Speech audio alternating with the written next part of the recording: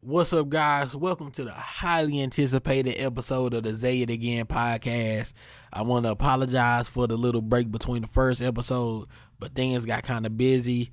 But we're going to drop a special Saturday episode for the college football playoffs. And then the next episode will be dropping on Christmas morning at 10 a.m. And then after that, we are back to our weekly schedule on Wednesdays at 7 p.m. So I just want to go ahead and jump straight into the topics today. So first, I just wanted to look at the NFL, and my question for everybody is, who is the MVP? Now, the media is pushing Josh Allen, but I just really believe in my heart that it's Lamar Jackson. Now, Lamar is a 9-5, but he still has a chance to win the AFC North, even though, Josh Allen is 11-3. And he beat the Chiefs and the Lions, which is a very good MVP case. But Lamar is he's better than him in every category except rushing touchdowns. Looking at the stats I got took down here, Lamar is beating Josh Allen in completion percentage, passing yards, passing touchdowns, interceptions, rushing attempts and rushing yards, and also rushing yards per attempt. Now, Josh Allen does have more touchdowns, rushing touchdowns, and currently they're at the same amount of total touchdowns. So, if you ask me, I just feel like it's kind of crazy that the media has Josh Allen at minus 900 to win MVP. But I just don't get it because even though he did beat the Lions and the Chiefs, like I said before, he lost to Lamar Jackson. And I understand that Josh Allen, he did good versus the Chiefs too in the Lions. He had 6 TDs versus the Chiefs, and he had 4 versus the Lions, all passing and rushing combined. But, he lost to Lamar. So I feel like if Lamar can beat Pittsburgh and win the AFC North, I believe he has that MVP locked in. And it would just be crazy to see him become, a 3-time MVP back-to-back. Even though last season, I wouldn't say he deserved it, but he still won it. But this season, he clearly deserves it. He's developed so much as a passer. He's more of so, I seen this on Twitter. They called him Aaron Rodgers with legs, Aaron Rodgers with 4.2 speed. And I just feel like, if he wins that AFC North, it's no question he's the MVP. I believe, voters fatigue is starting to play a part in it, but sometimes the facts are the facts. So Lamar just needs to win that AFC North and it won't even be a question. And now we're going to jump into, do y'all believe that Jamarr Chase is better than Justin Jefferson? Honestly, I can't say that he is better than Justin Jefferson. I would have to put them at 1A, 1B because Jamarr and Justin Jefferson are completely in a league of their own. Even though Jamarr Chase, he's leading the Triple Crown right now. He has 102 receptions for 1,413 yards and 15 TDs with 3 games still left in the season. So he's having a phenomenal season. And Justin Jefferson is too. He's second to him in everything. So Jefferson is right there. So if you ask me, it's 1A, 1B. But I do believe that if Jamarr Chase wins this Triple Crown, he should win Offensive Player of the Year over Saquon. It's tricky. It's hard because Saquon is on pace to rush for 2,000, but he doesn't have the touchdowns. The Eagles, they get to the 1-yard line, tush push. So Saquon doesn't have the touchdowns to compete with Jamar Chase. With Jamar Chase's case. Sorry, I messed that up there. But back to what I was originally saying, though. I feel like Jamar Chase and Justin Jefferson, both of them, the reason I have them 1A, 1B are because they are hybrid receivers. They both have the perfect mix of jump ball ability, contested catching, route running, and yak ability. You combine all those, and you literally get Jamar Chase and Justin Jefferson. They are both, of course it's competition. They are both better at one thing than the other might be, but their skill set is so high that I feel like you can't pick one. And now let's just talk about this Lions and Bills game. I know I'm kind of late, but I just can't believe Dan Campbell, man. the Bills did come out hot, and the Lions finally started to get it together. And then you finally have some momentum, and you're down 10 with 12 minutes left, and you decide to onside kick it.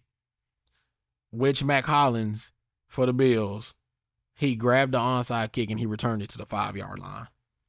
Now, I feel like this is a case of being too aggressive, because it's like you have momentum. You have to trust your defense at some point. You know what I mean? And I get that being aggressive is his quote unquote personality. But as we seen last year versus the 49ers, that is going to lose you games. Very important games, as we can see, whether it's to the playoffs or to whether it's championship contending teams. So I feel like it was just a dumb decision, and sometimes you have to be smart. You know what I mean? It was a great game, but I just feel like Dan Campbell, he really pooped it at the end. I don't know why he did that, but I'm sure he won't do it again. And now let's jump into the Chiefs, man. The question of the day for them is, are they legit Super Bowl contenders? Now, the Chiefs, they are 13-1, and I know it sounds kind of crazy, but I believe that they are not the team to be in the AFC.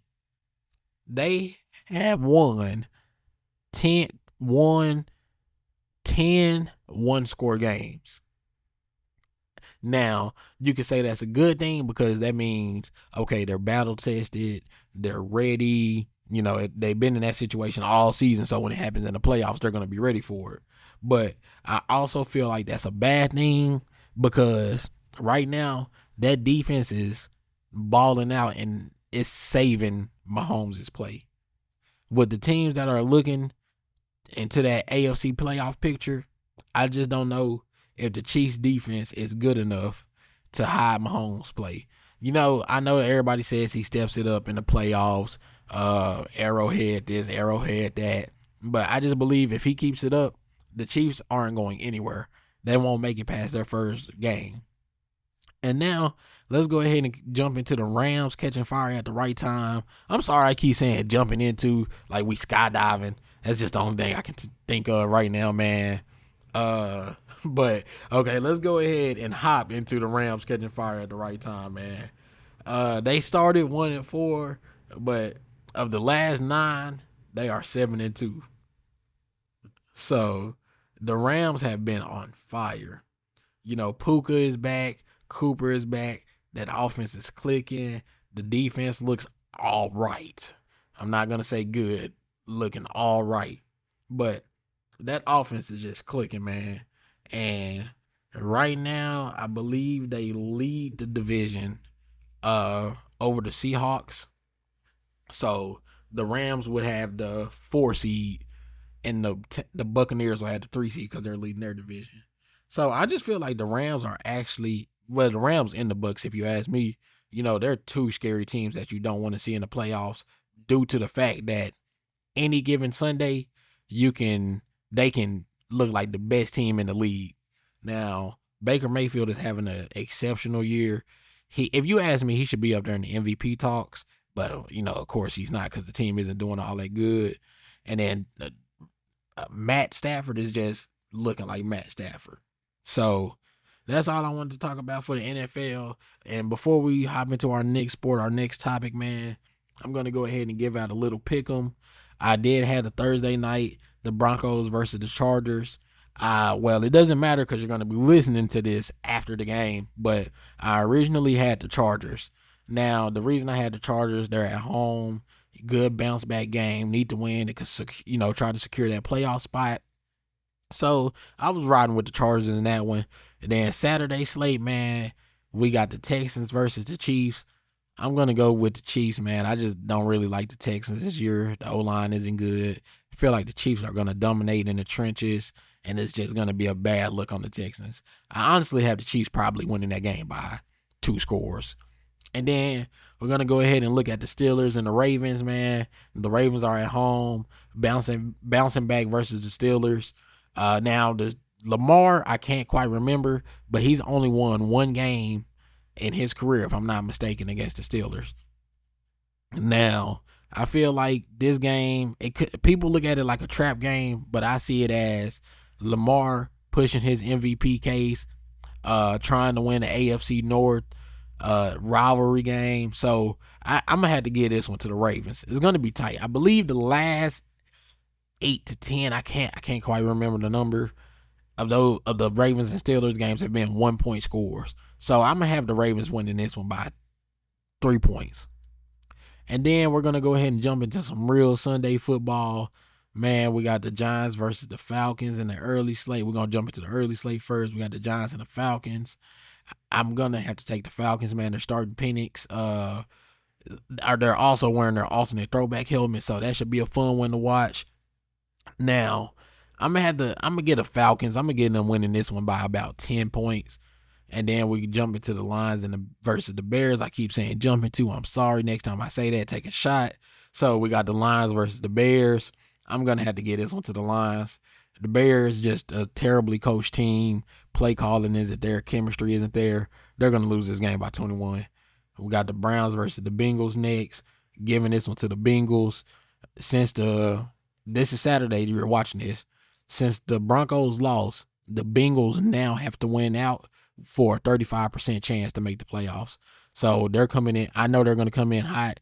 They're going to have that playoff mentality on their mind. I'm giving this one to Joe Burrow and Jamarr Chase. And then we got the Titans versus the Colts. We're going to have to give this one to the Colts, man. You know, the Tennessee, they have a defense, don't get me wrong, but they're just not very good this year offensively. So I don't see them scoring over 10 points probably in their game. And then we head over to the Rams versus the Jets.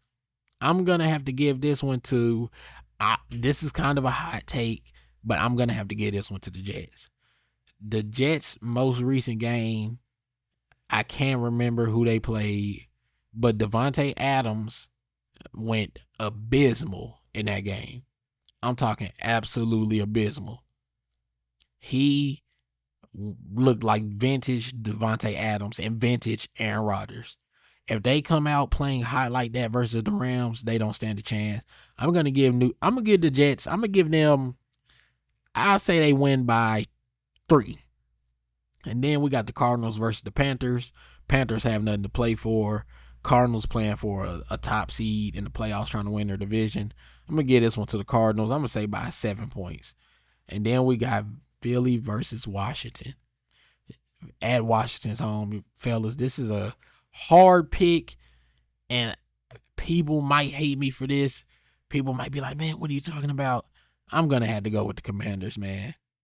JD5, he is a very good quarterback. I say top 15. Top 15, and that might be a stretch. But honestly, I just see Philly coming in lackadaisical. You know, it's been stuff in the locker room. A.J. Brown saying the pass needs to be better. I feel like they're gonna come in level-headed, not ready to compete. I think Washington is just gonna punch them in the mouth, and then Philly isn't gonna be ready. And then in that afternoon slate, man, we got the Vikings versus the Seahawks. Now the Packers just beat the doors off the Seahawks last week. And then the Seahawks have to bounce back and play another NFC North team. They're not going to be ready, even though they're at home. I had to give this one to the Vikings, man. And then you got the Patriots versus the Bills. I'm not even talking about that game. The Bills are winning by 14. And then we got the Jags versus the Raiders. This is tank versus tank. This is a war. I can't tell you who's going to win this one because both teams are going to try to lose this one. So I don't know what to tell you. If I would guess to win, man, I'm gonna probably say the Jags. The Jags would just do something stupid like that, try to tank but still win. And then after that one, we got San Fran versus Miami. I'm gonna have to go. They both still have chances at a playoff spot, but San Fran just looks bad this year. I'm probably going to have to lead towards Miami winning by a touchdown. I just feel like they also still have a chance to make it to the playoffs. Both teams do, but they're going to be in Miami. I feel like they're just going to have that home field advantage. So I'm going to give this one to Miami. And then Sunday night football, we have the Buccaneers versus the Cowboys. I don't care who is injured for Dallas. We have Mike Evans trying to hit his 1,000 yard mark.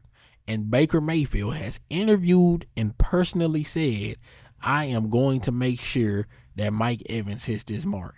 So I see Mike Evans just having an explosive game. I see somewhere north of 150 receiving yards, 2 touchdowns. So I'm going to give the Bucs by 14. And then Monday Night Football, we got the New Orleans Saints versus my Green Bay Packers. Give me Green Bay minus 13.5. Kamara is injured. Rattler is starting. They're playing in Green Bay. They playing in the snow tundra. They're not going to be ready. We're going to get out there. We're going to punch them in the mouth, and we're going to whoop them. Now, since our last episode, we have missed a whole lot with college football, and I'm sorry, because it has been a lot going on. But we're going to start it from the beginning, from after that first episode, man. And I just want to talk about week 14, a rivalry week. Try to say that 3 times. Of college football. It was probably the best rivalry week I've seen since I started watching college football. Competition all day, upsets, fights after the game. It was just, it was crazy. So what we had, from what I seen, man, you had Georgia and a nail biter versus Georgia Tech. Georgia was down the entire game, but ended up rallying at the end, and they went to 8 overtime, and they ended up beating Georgia Tech 44-42. Now Haynes King, he looked good that game. He just wasn't able to finish. He was banged up. They were in the 8th overtime. He wasn't able to finish, and Georgia just ended up pulling through. In South Carolina, they beat Clemson, which I predicted on episode 1. I knew it wasn't going to. Well, I said it wasn't going to be close, but I believe Lenore Sellers actually rushed in for the game-winning touchdown. So they ended up knocking off Clemson. And then Miami ended up losing to Syracuse. And Michigan ended up beating Ohio State 13-10. That game was terrible. The rivalry was there, but the game was terrible. And as I said in my last episode, I predicted 2 teams would lose, and that would move Bama up into the Week 15 college football playoff bowl. They got up to number 11. So after that week, Bama is number 11. Miami was out. And then it was championship week. So as we jump into championship week, since Miami had lost, that put Clemson versus SMU in the ACC championship. And if Clemson won, they get that automatic bid that SMU would get. So in my head, as soon as Miami lost, I said, okay, I'm an SMU fan. Even though my brother goes there. I like the school because he goes there, but, you know, I'm a fan for real because I want Alabama in the playoffs. So in my head, I'm already knowing we need SMU to either beat Clemson outright or get blown out or get took behind the woodshed. And unfortunately, SMU, I can't even hate, you know, they played a great game. You know, they got punched in the mouth, they responded back well, they fought adversity, and they ended up losing on the game-winning field goal. So yeah, so Clemson ended up winning that game, clinching the ACC. In the SEC, on the other hand, man, Quinn Ewers, he had a terrible performance. He looked bad out there. He wasn't zipping his throws to the edges. He was making bad reads. He's too slow on his progression. He just didn't look good. So his stat line versus Georgia in the SEC championship, man, Quinn Ewers, he went 27-46 for passing. He had 358 passing yards and 1 touchdown and 2 picks. So Georgia ended up clinching the SEC. And I feel like Texas, they have a real quarterback problem. If I was them, I would seriously think about benching Quinn. Well, I don't know if Arch is quite ready yet, but I would seriously think about benching Quinn because he just does not look good. He doesn't look NFL ready. He's gonna have to stay another year, and I don't know if Texas wants another year of Quinn Ewers. And then in other news in the Big Ten, we got Oregon beating Penn State. I'm sorry, in a high scoring game. They ended up holding them off from the comeback and winning that game. And then Arizona State, they play Iowa State in the Big 12 championship. Scatterboo, that's all I got to say. I can't remember the score of that game, but Scatterboo is the truth. I can't wait to see him against a real team in the playoffs. Let me not say a real team against a team in the playoffs, a championship contender. I wonder how he's going to look, but he absolutely dominated versus Iowa State. And now, after championship week, we had the final bracket of the college football playoffs.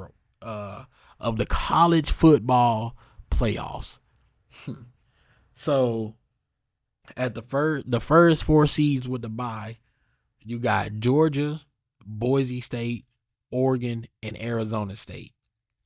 And now this is the other seeding. So the winner of Clemson and Texas would play Arizona State. The winner of Tennessee and Ohio State would play Oregon. The winner of SMU and Penn State would play Boise State. And the winner of Indiana and Notre Dame would play Georgia. So I'm going to go ahead and give y'all my bracket. Even though the game already happened, I predicted Notre Dame to beat Indiana, So I have Notre Dame beating Indiana. I got Penn State beating SMU. And then I got Tennessee beating Ohio State. And I got Texas beating Clemson. I wouldn't be surprised if Texas loses, but I have them beating Clemson. So that leads us to Texas versus Arizona State, Tennessee versus Oregon, Penn State versus Boise State, and then Notre Dame versus Georgia. I got Texas beating Arizona State. I got Oregon beating Tennessee. I got Penn State beating Boise State. And I got Georgia beating Notre Dame. So then that takes us to Oregon versus Texas in the semis. And then on the other side, you got Georgia versus Penn State on the semis. Now, Georgia, I feel like if they can make it past Notre Dame, that hard, rough-nosed defense that they got with their backup quarterback Stockton, I believe that they'll be able to beat Penn State. It won't be a problem. And I got Oregon beating Texas, man. Oregon is just too explosive offensively for them. Defense is very good. The only thing Oregon is lacking in is the rushing defense. And they're still top 30 in the nation in rushing defense. So that's the only thing they're lacking in. Their defense is very good. So in the Natty, I got it being Oregon versus Georgia. And I'm going to have to give this one to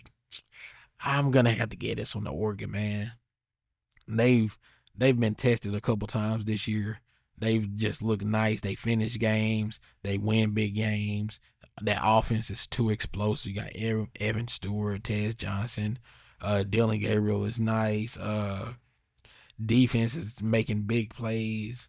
So Oregon, I have them winning the college football playoffs this year, being the first 12-team champion, which would be crazy. Their first year in the Big Ten, they win the Big Ten, they win the national championship. And that would just be great for the sport too, to see a new winner. So that's a great thing. That's my input on the college football playoffs. And now let's jump into these awards, man. And I keep saying jump into. Y'all comment some new phrases that I need to learn. So a big media problem that we have been seeing is Traven wins the Heisman over Genty. Now, the reason that this is causing so much controversy is because people are saying that Travis made it a politic award. People are saying, since Travis plays for Colorado, he plays for Coach Prime, he played two ways. that he was going to win the Heisman outright, and JT didn't stand a chance. Now, don't get me wrong, Travis, he had a phenomenal season on both sides. Don't get me wrong, he was top 5 in receptions, I believe. Top 5, top 7 around there. He was top 4 in receiving yards. And then I believe he was second in TDs, only to Nick Nash. Now, Genty finished with 2,500 all-purpose yards, and he also finished with 30 touchdowns, if I'm not mistaken. I believe it was like 29 rushing, 1 receiving, or something like that. Both had good seasons. Travis on the defensive side of the ball. Don't quote me on these stats. I don't have the exact number right now. I'm sorry. I'm doing terrible at my job. 4 picks, about 14 pass deflections off the top of my head. So Travis is if you ask me, top 5 receiver and corner. And Genty is the best running back that we've seen in a minute. You can argue that he didn't play competition, this, that, or whatever. But, he played Oregon, and he still rushed for almost, 200, 2 touchdowns, I believe, if I'm not mistaken, off the top of my head. So, we seen him do it against a little competition, even though Oregon lacks in rushing defense a little bit. So, I'm not mad that Travis won it. I just feel like it could have went to either or. But if you ask me, I feel like Genty deserved it more due to what he did. And another thing that's been stirring up the media is Travis won the Bolitnikov, but he didn't make first team All-American.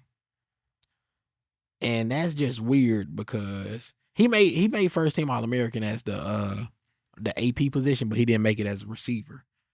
And that's weird because as a Bolitnikov winner, you would imagine that they would put him as, clear cut a receiver. But they had Nick Nash up there instead, who didn't win the receiving crown, who didn't win the Bolitnikov, I'm sorry, even though he won the receiver triple crown. He led the nation in receptions, yards, and touchdowns. Now, Nick Nash, he did go to San Jose State. I seen something too that he also led the nation in drops. I don't know how true that is. I seen that on Twitter. I don't believe everything I see, and I had no way to fact check that, so I don't know for sure. But I mean, if you ask me, I guess Travis could have won the Bolitnikov. I'm not stressing over it, because at this point it's all next level. Now we're done with the college football section of the day. Guess what I'm about to say? What are we about to jump into next? Okay, so next we are going to jump into I'm sorry, y'all, I just can't stop saying it. But we're gonna talk about the NBA, man, and just the state of the NBA. Now, the ratings are lower than they have ever been for an NBA season, I believe that they're saying. And it's weird because, the NBA is high octane, action packed gameplays. It's everybody chucking threes, but it's nobody's getting on that rim anymore. Nobody's dunking. All the stars of the league aren't American. I feel like that's the biggest problem. Since the stars aren't American, they don't have anybody to pass that torch to. Now, you could argue Jason Tatum, but I believe that the league was trying to set it up to become Zion, and we just see that just failed poorly. Okay, but now let's get into the real stuff, man. So the NBA Cup winner, it was the Milwaukee Bucks defeating the Thunder 97-81. 2 high-powered teams. Giannis is just in another bag right now. He's on another planet. He had 26 points, 19 rebounds, and 10 assists. A 26-point triple-dub to lead his team to the top. And I believe Dame dropped 23. And Shea just didn't look good today. As we can see, the Thunder only put up 81. That's uncharacteristic. Shea shot 8 for 24. Rest in peace to Kobe Bryant. So, they got completely destroyed. Now, another conversation I want to have, man, was, are the Grizzlies and the Rockets, are they actual contenders, or is it just too early in the season? Now, the Grizzlies, they just recently took Stephen Curry and the Warriors to the woodshed. Actually, they took them past the woodshed. They took them to the house in the back. But the Grizzlies, they're second in the West, and they're top 5 in offense and defensive rating. And Morant right now, he's averaging 22 and 8. They just look good, and I feel like if they keep it up, they have an actual chance to beat, good teams in the playoffs, such as the Nuggets, the Lakers, the Thunder. I feel like they have a chance. The Rockets, on the other hand, they're third in the West. They're second in defense and 19th in offense. The only reason I feel like the Rockets don't have a chance is because they just need to pick it up on the offensive side of the ball. Now, their defense is very good. They've been looking good, defending the pick and roll, defending the three-point shot, holding stars to under the average. But if you're not scoring, you're not going to beat those super good teams. And then from the West, we're going to go ahead and look at the East, man. The question that everybody's been asking is, are the Cavs better than the Celtics? Now, the Cavs have looked amazing. They only have 5 losses. They are second in points per game, and they're first in field goal percentage. And I just believe that. I don't want to say that they're a regular season team, but I need to see that. I need to see them play like this in the playoffs. They just recently beat the Celtics and the Nuggets in December, and they got the Bucks coming up, and that's going to be a good one. I feel like that's going to be a good test. And other news, man, let's jump into the first. Well, I did have it down as a lose-lose trade, but now I'm going to go ahead and say that the Knicks won it. Cat has just been out of his mind right now for the Knicks. The Knicks, they're 16 and 10, and they are third in the East, and right now they're top 10 in offense and defense. And Cat is just playing out of his mind right now. He looks the best he's ever looked. He's grabbing boards. He's helping the team come together. He's a real team player. He's doing good. So I'm gonna have to go ahead and say that the Knicks won this trade. But the T-Wolves, on the other hand, man, they're 8th in the West. They're top 10 in defense, but they're bottom 10 in offense. I just feel like letting go of Cat, it wasn't ideal. I don't know why they would do that, but I guess they seen something I didn't see. They wanted to rock with Rudy Gobert. And I don't know why, but I just feel like they lost that trade, man. Cat, he's doing his thing over there in New York, and I know the Wolves wish they would have kept him. Now, we're going to go ahead and jump into, you got to take a shot. We're going to jump into baseball, just some crazy signings, man. We've seen Cody Bellinger. He's taking that jet, man. He's going to the New York Yankees. The New York Yankees. But that's a good signing. Soto left. And let's talk about Soto's contract. He signed with the New York Mets for 15 years, $765 million. That is a absurd contract. And for 15 years, he's going to be a Met, receiving about $51 million a year. I didn't look at the details, so I don't know if he's going to be receiving back pay on that, but that is a crazy contract. And that's all I got for y'all today, man. I just want to say thank you for stopping by and listening to the podcast. After this Christmas episode, we're going to start dropping weekly at our 7 p.m. on Wednesdays. And I pray that I never have to take a break like this again. I just want to say Merry Christmas, Happy Holidays to all. I hope you're all doing good. And I just want to say appreciate you for checking me out. And you can also find me. I'm on social media now. You can find me on Instagram, Twitter, and I might make a Facebook. So right now we're just going to leave it at Instagram and Twitter at Say It Again, please. That's going to be it. Say It Again, please. ZAYITAGAINPLZ. That's going to be my social media handles from now on. And I just want to thank y'all for helping me on this journey. And I hope everybody has a good day. Oh, and I almost forgot to tell y'all the good news. So right now, I am currently recording this in Baltimore, Maryland. As I've mentioned before, my brother plays football for SMU, so we're out here. We're gonna go to this Penn State versus SMU game, and Penn State is going to be a whiteout, so it's going to be they're going to rock the roof off the place. I might vlog that for the channel. I don't know yet. I'm definitely gonna be recording, but even though I know my brother plays SMU. I know earlier in my bracket I picked Penn State. But I do, I wish them the best, but I just don't think they'll win. But that's all I just had to say, man. Once again, thank you for stopping by. Thank you for checking me out. I hope everybody has a great rest of their day. Bye.